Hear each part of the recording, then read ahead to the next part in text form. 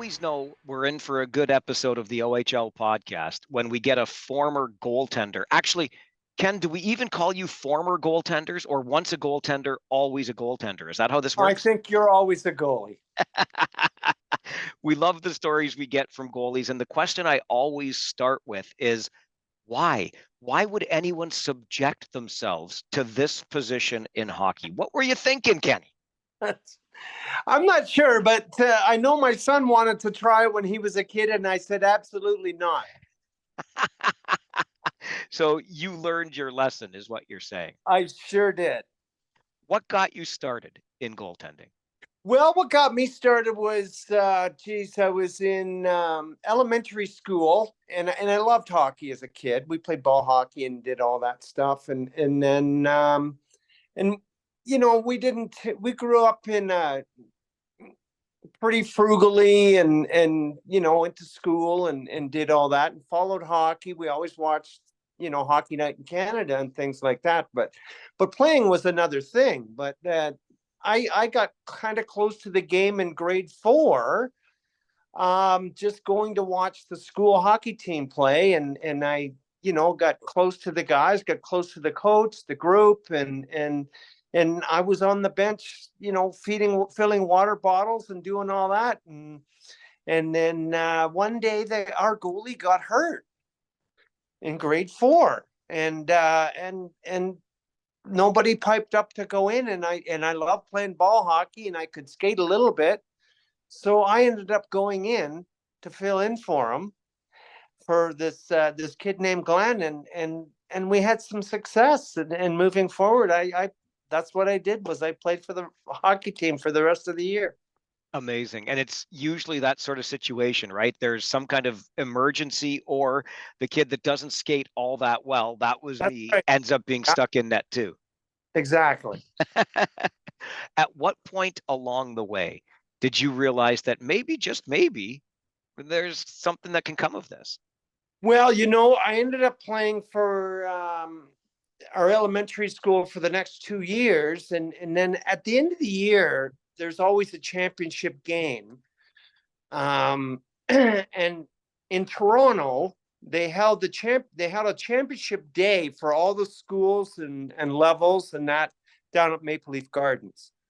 So, the next 2 years in a row for Williamson Road, we played at Maple Leaf Gardens, and we won the championship 2 years in a row. And then the following year, I was moving up to middle school, which would have been grade 8.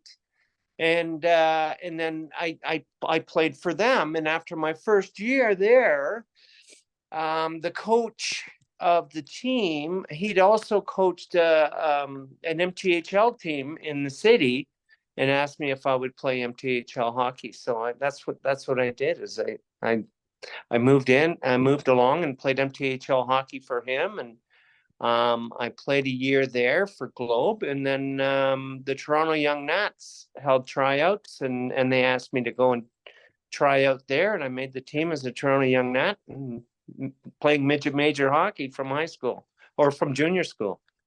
Maple Leaf Gardens, what a shrine. And it's something that will absolutely factor into this conversation in just a little bit. But let me go from there. Obviously, You've alluded to the fact that you're growing up in Toronto. For a kid from Toronto, Ken, when you hear that you've been drafted into the Ontario Hockey League by the Sault Ste. Marie Greyhounds, I mean, are you pulling out the map? Are you wondering how long the drive is? What goes through your head? Pretty much, Yeah. because I was a big Marley fan when I was a kid. We'd go down on the weekends and watch them play and run around the rink and see all the pictures and do all that stuff. But we knew who the two Greyhounds were, predominantly because of Wayne Gretzky. Wayne Gretzky kind of put them on our map, anyways. I mean, they were there before, but he drew a lot of eyes to the Sioux. Unfortunately, I guess for you, you end up there a little after. I mean, it's probably easier to be a goalie when you know you've got a guy that's going to score 5 or 6 for you a night. Yeah, I was there a little after. It was called the down years, I'll tell you, when we first started out there, and they didn't have a good record. They didn't have Before I was drafted, Sam McMaster and Terry Crisp both contacted me when I was playing with the Toronto Young Nats, and they came down and took my mom and myself out for dinner and asked me if I would report if they did draft me, and they wanted to know a bit about me too. But I said absolutely. I was happier than anything to even be recognized to go and play in the OHL. What a great attitude to have, because I mean, there was a significant player about a decade after you, we'll just keep his name out of it, Eric Lindros, that would not report to the Sault Ste. Marie Greyhounds, right? But you were just like, listen, give me the chance to play in this league. Absolutely. Yeah. That's growing up on two different planets, I would think. I'm sure that a number of kids get to pick and choose programs they get to go to, and we grew up playing ball hockey, and I mean, not even thinking that was a possible dream. These kids were all groomed. A lot of kids are groomed to go, and they get to go where they want. So it didn't matter. It was going. What was it like playing for Terry Crisp? Loved Terry Crisp. Terry Crisp was obviously he's very animated and excited, and he wants to teach you the game. And in the Sioux, and in my first couple of years, my first year and a half before I was traded, of course, he was a great coach, and a motivator, and colorful, and all that, and he held the team pretty darn close, and everybody'd been to his house, and Christmas parties there and things like that. Crispy had his whole house decorated like the Philadelphia Flyers. He had the rug on the basement floor. It was all embroidered. Philadelphia Flyers, black and orange, everything. No kidding. Yeah. So it's funny because, we can when we talk about this a little bit later, our paths cross a little bit later through our kids, of course. My son played against his twin grandkids in the KIJHL in BC. So, but back to Crispy and enjoying the time in the Sioux. I mean, we had a lot of fun down at Crispy's, and bounced his kids on our knees, and knew his wife and his daughter, and it was really cool. I'll tell you what else is really cool for me, Ken. You just mentioned the KIJHL. That was the first league that I ever covered in hockey. Oh, is that right? I was working in Salmon Arm, you would know it, and they didn't have the team yet. The Silverbacks weren't there, but the Sicamous Eagles were, and I would cover the Sicamous Eagles. Yeah. No kidding. Yeah, Small they're world. still, Sicamous is still there. That's great. So your son plays against Crispy's twin grandkids. He did. Yeah. Well, as a matter of fact, he before the K, we had run into them in a city, in a Calgary play down here, and we were playing against Trails West. And lo and behold, don't we look at the roster, and there's a couple of Crisp kids on there. We're like, and because I was an assistant coach for my kids' team, we're like, nah, I don't know. It could be, and not many Crisps on the planet. Anyways, at the end of the game, then we're going through the handshake on the ice, and I don't know which kids.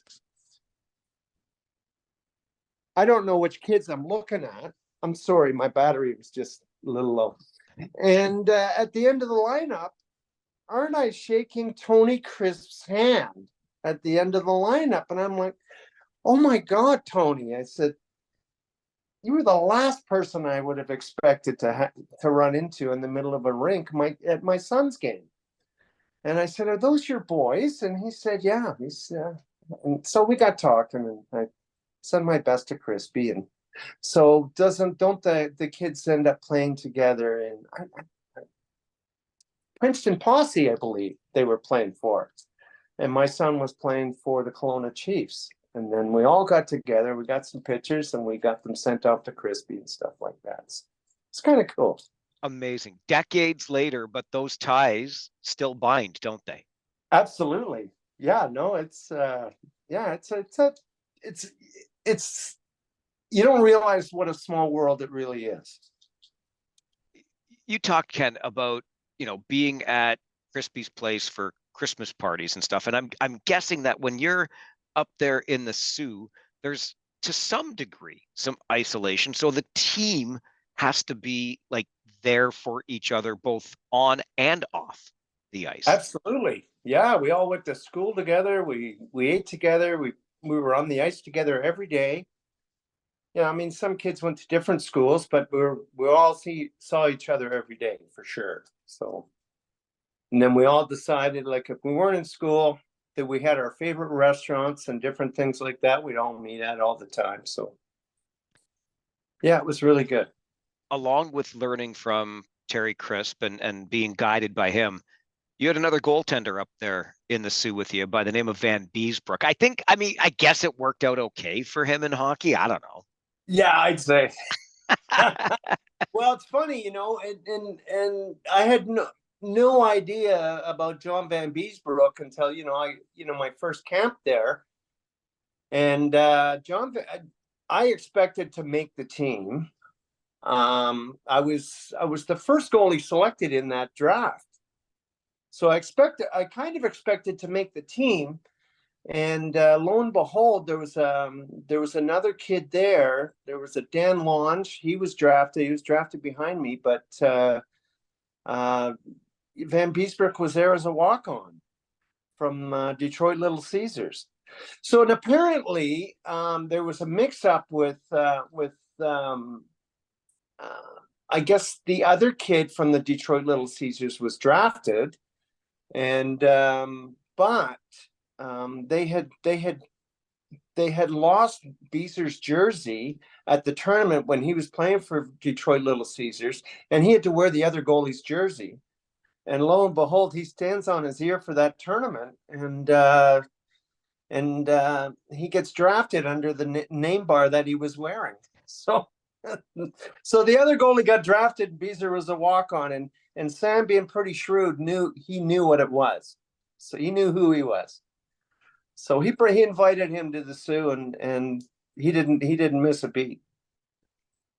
What was your first OHL start like? How nervous were you? I was extremely nervous. I think it was in Sudbury, and I believe it was a win. The first half of the first season that I was there in the Sioux, Beezer and I split the duties because we also had an overage, well, not an overage, a 19-year-old, Mark Demore, who was still injured. So he wasn't ready to play yet. So we started the season with two 17-year-old goalies. And then the first half of the season, Demore had come back. And then we were back and forth. And then towards the end of the season, then Demore was he was pretty much seated too, and I was starting to watch games. You guys had a pretty deep playoff run that first year. You knock off Oshawa, you knock off Kingston, and then those pesky Kitchener Rangers ended up getting you. Absolutely. Yeah, they had a pretty strong team too. Don't forget, you got Kenneth Bellows and Wendell Young, who stood on his head for the years he was there too. It's funny how you're always thinking of the other team's goalie, eh? Always. You always know who. Yeah, they called him Dependable Wendell for a reason down here in Kitchener. Absolutely. Yeah. Well, don't forget Oshawa had Sidorkowitz too, and he was a call up, and he nobody knew who he was until he started in the playoffs against the Sioux that year. And he had some great games.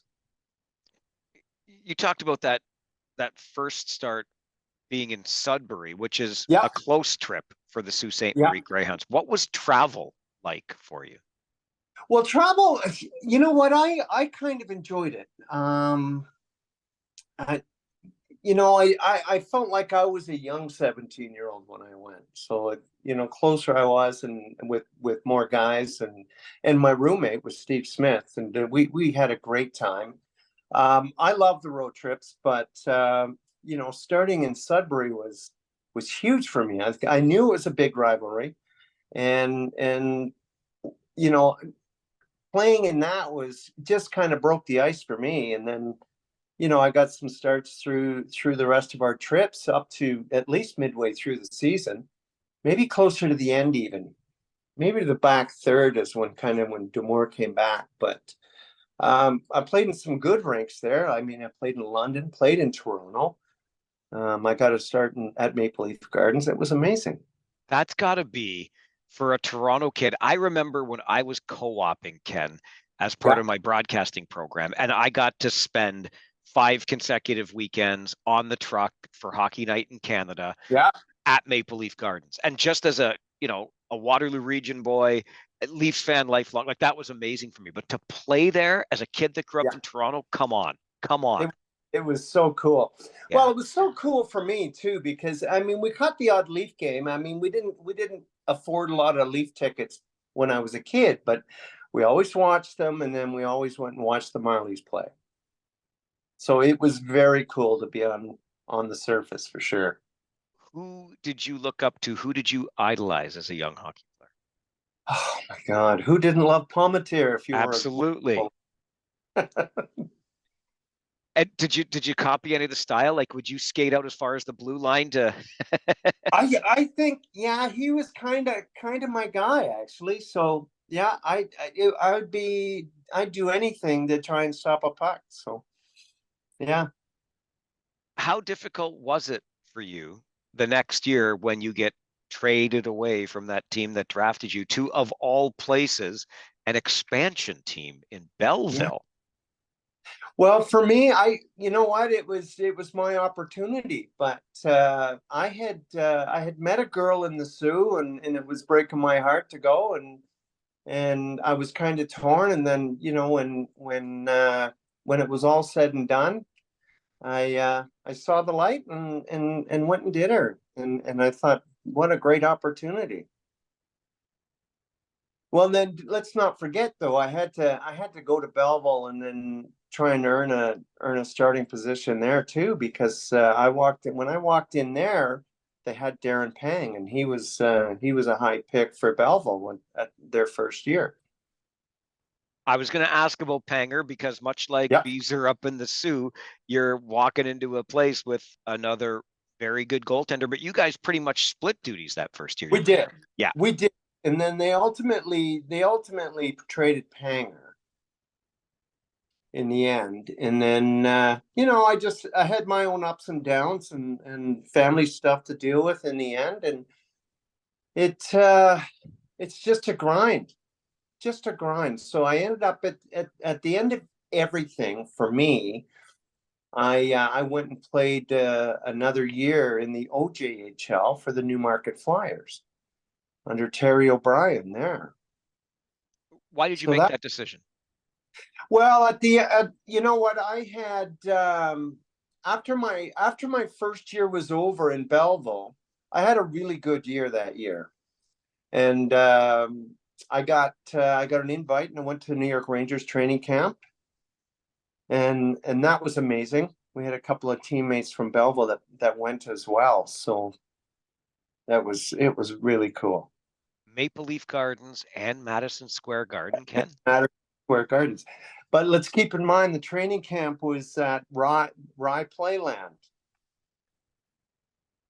and so we went to Madison Square Gardens, but we didn't get to play on it until you were into the exhibition games. What experiences did you take away with you from that opportunity? Well, you don't realize just how many kids are out there. Just how slim that margin it really is. There's a lot of people. You don't realize how many kids are out there knocking on the doors, the same door you're knocking on. Yeah, so the thing is, you really have to find a way to differentiate yourself, don't you? Yeah, you do, for sure. Yeah. So you're in Belleville, it's an expansion team, everything's brand new. What was that experience like as, first year for this team in the league? Uh, oof.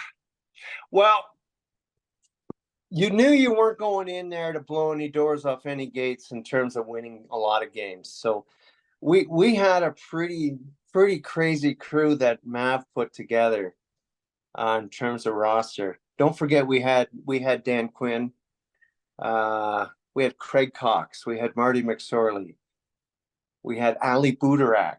I mean, we had some characters.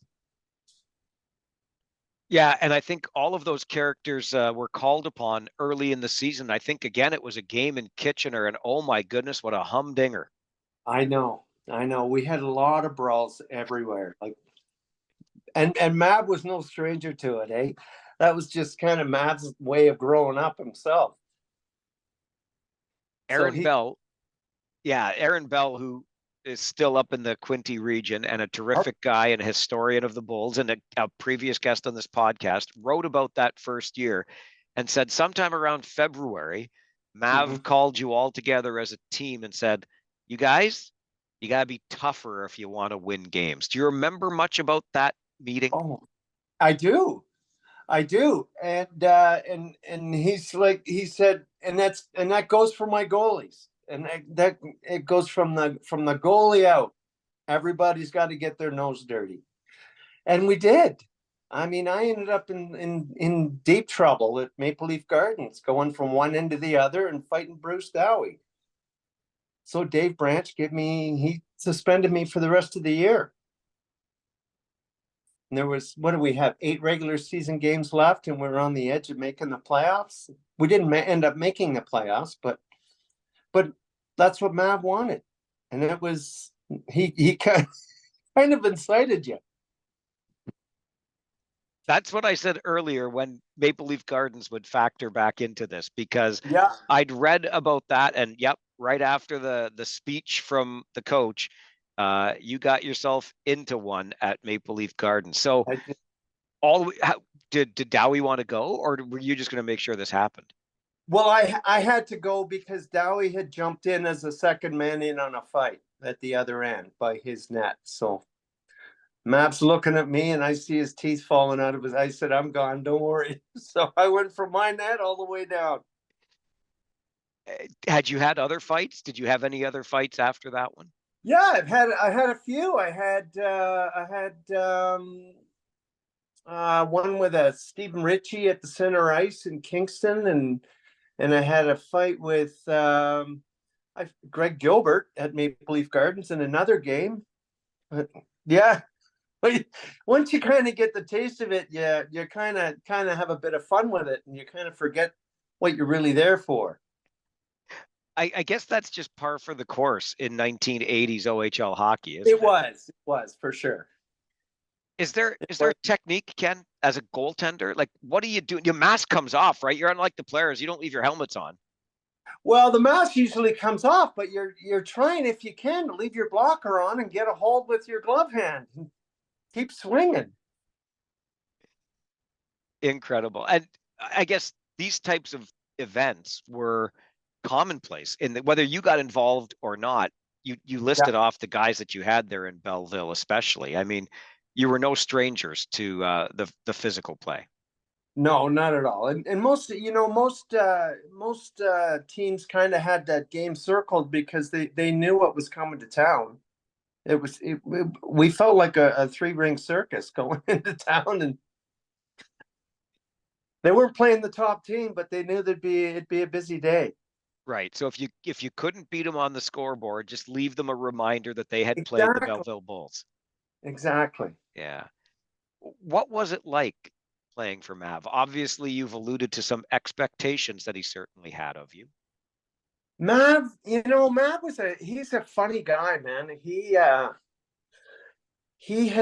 could get mad at you and he could love you in the same minute. I remember between periods once that, more than once, he'd be yelling at somebody in the dressing room, and he'd be ready to climb over the table and kick someone's ass in the middle of the dressing room. But more than once his teeth fell out in the middle of ranting, eh? And we just he'd pick him up and leave. And, you know, he was a gruff character, but he was also a super guy too. You knew deep down that he cared about you? Absolutely. Yeah. Yeah. I had kind of maintained a little bit of contact with Mav later through Marty. I still speak to Marty McSorley quite a bit, and as a matter of, he just called me last week, as a matter of fact. And whenever he swings through Calgary, we usually either go for a steak or a beer and How's talk Marty over. doing? How's Marty doing? Marty's doing good. He's doing good. He's married. He's got a house on the Strand down in California, and he's, I believe, selling that now and moving. They're going to move to Arizona, and he's got a young family. And don't forget, like, we're 60 and he's still got a young family because he married a little younger. I ran into Marty years and years ago up in Sudbury Yeah. and invited him to come on an intermission on my broadcast with me. And Okay. he seemed a little bit indifferent to the idea. And one of the coaches on the team was giving me a hard time, like I'd been rejected by a girl I asked out or something like that. But wouldn't you know, Ken, there I was in my intermission. And I don't know, I mean, what you would have known about the broadcast location, but it's not the easiest thing to get to. You got to climb basically this ladder to get up into the box. But son of Yeah. a gun, Marty showed up and we did an intermission interview together. So there you go. Awesome. He's a great guy. Yeah. Yeah, he's got those big bear paws for hands too. Just Oh, swallowed up for half sure. my arm. Yeah. Yeah. No, he's a brute for sure. How many of the guys from your days do you keep in touch with? Well, and you know, I just ran into a few in the last few years that we through a group through the Sioux Greyhounds, like you know, Huey Larkin and some of those guys, that Terry Tate and Chris Felix, guys like that are still kind of connected to the Sioux. But and Dan Quinn's on there too. But yeah, so through social media, we'll see each other all on chiming in on something. I think it was social media that led you to reconnect with a former broadcaster from Sault Ste. Marie, Paul Hendrick. Ah, yes, yes, that's right. That's right.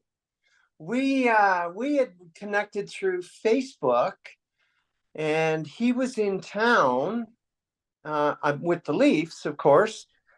And he told me down where they were staying, and went down and met him for a coffee, and we caught back up then. Yeah, I remember Paul from my first year in the Sioux and living with Smitty. It was what a lot of fun. Yeah, no kidding. I was curious too. I've talked to a number of guys on this show about playing in Belleville. Yeah, And for a goaltender especially, the dimensions of that rink, Ken, must have driven you batty. it kind of did, because you kind of lose where your net is behind you. It's like playing in the middle of Lake Ontario. And I used to tease Marty all the time, because early on in Marty's career, he was easy to beat wide, eh? And I'm like, oh my God, Marty, get off the goddamn ice. So I said, it's like playing shorthanded with you out here. Anyways, we had a lot of fun with that. But yeah, it was pretty wide open in your own end for sure. So we had some good hockey games. And you had mentioned Kingston earlier. Yeah. What was the rivalry like with, I guess back then it was the Canadians? It was the Canadians. Yeah, it was really good. And I mean, who did they have? Like Siltala Stuthers and Mike Moffat and guys like that. It was, they'd fill those rinks. Well, and Kingston didn't have a big rink, so it was full pretty quick. So yeah, it was a pretty good atmosphere to play in. What led you out to Calgary? Well, you know what? My mom was from out west, and then she came out here when we were all moved out and later in life, and I came out to visit her in '94, and I stayed. I sent for my things, and I said, this is pretty cool. So I moved out here.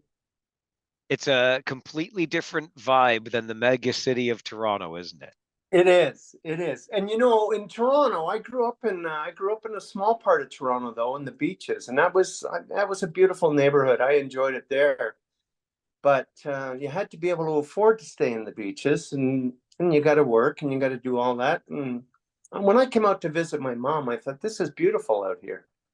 So I thought, geez, this is a great place. So I've got three siblings there. I've got two brothers and a sister still there, but they're not right in the heart of Toronto. I got a brother out in Ajax and a brother in Oakville, and my sister's in Milton. So When you look back, Ken, on your Ontario Hockey League career, what memories stand out for you as the fondest? well, probably my first year getting drafted, and my first year in the Sioux and playing in a small town like that was absolutely amazing. And then between my first year in the Sioux and then my first year in Belleville, when I really got to play a lot of games, it was amazing. Both had small town vibes, and everybody knew who you were, and it was great. I touched base with Scott Clark, he was in the front office with the Oshawa Generals, and Yeah. now does memorabilia. And he had connected with you. Ah, He was actually the one that helped that- me get in touch with you, because was it a Sault Ste. Marie Greyhounds jacket? yeah. Yeah. Well, in my travels, I had left everything behind, all behind me. I left a trail of shit from I don't know where to wherever it ended. Anyways, a jacket showed up from my year that on a memorabilia site, and I'm like, Jesus, I'm gonna bid on that. I ended up bidding on it, and I got it, and the rest is history. So it So was nice to get a jacket back. absolutely, and it just makes me think, like, now, as you age, do you look back differently? I mean, I think sometimes when we're in the moment, when we're going through the league, we don't really think about the impact it's having. You know what? And absolutely, what would I do things a lot differently? I tell my son, you keep every hockey sock, you keep every jersey, everything, every little piece of every puck, keep all of that, because I didn't, and I'm still scrambling to buy shit when I see it, stuff that I should have had in my bag. So I said, cherish it all, remember it all, and stay close to it, man, because it's an amazing ride. So I suppose a puck from your first win, for example, isn't something that is still with you. It's not with me, no. Yeah, But and again, that's another item I purchased through Scott too. I got another puck. perfect. I did, So we're helping keep Scott in business, which is awesome, for right? sure. And he's Yeah, connecting me to people like you so we can talk about the old days. that's really cool. What would you do to get ready for a game? Because I've worked in this league long enough that I know that on most game days, don't even bother trying to talk to the starting goaltender. And I get it, full Yeah. respect. But what was your preparation like? Um, you know what? Back then, of course, we didn't have social media. I'd always want to sleep in the afternoon after eating something, and then I couldn't eat. Right, so I'd have to eat something fairly early, and then I'd need a big sleep, and then we'd get up, and Smitty and I'd go to the rink, get ready, and we'd always go really early. We'd be one of the first kids there, and because that's kind of where you want to be. Nobody was ever late game day. Do you still play at all? Any beer league? Anything? I do. I Nice. do. Every Sunday night I play at my local rink. I still put them on. So it's and I know a lot of goalies that don't put the pads on anymore, and they're usually playing out, they're on a wing or D or doing something, but I still want to stay in there. Yeah. Yeah. How are the knees after all of this, and hips? Well, you know what? The knees are fine, but I've had 5 hip replacements. Yowza.